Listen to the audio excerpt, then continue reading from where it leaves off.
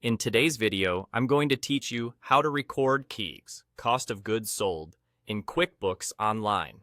By the end, you'll know exactly how to move costs out of inventory and into your cost of goods sold expense using a simple journal entry, so your financial statements stay accurate.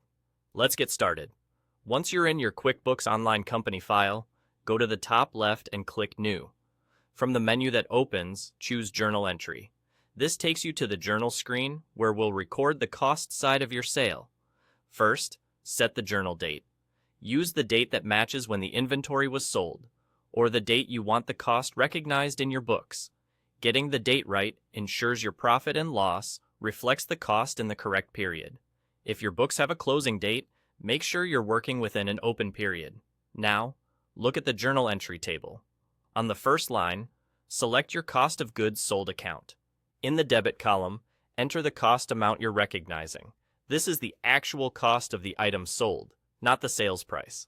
Debiting cost of goods sold increases your expense, which reduces your net income appropriately for the sale. On the next line, select your inventory asset account. In the credit column, enter the exact same amount you just debited to cost of goods sold.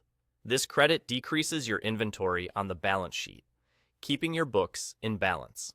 If you use more than one inventory asset account, be sure to pick the one tied to the items you sold. While you're on this screen, it can be helpful to add a clear description in the memo field, such as the sales reference, product batch, or the period this relates to. That way, future you, or your accountant, can quickly understand what this entry was for. Double-check that your debit and credit amounts are equal, your accounts are correct, and your date is accurate.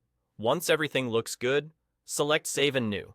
That saves the journal entry and opens a fresh one in case you have more COGS entries to record. If you're done, you can simply navigate away after saving, and that's it.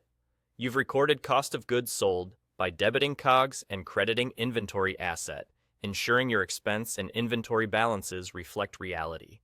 Quick note: if you've been using sales forms and inventory items in QuickBooks, the system may already handle COGS automatically. Use this journal entry method when you need a manual adjustment. If you're unsure about amounts or timing, it's always a good idea to consult your accountant.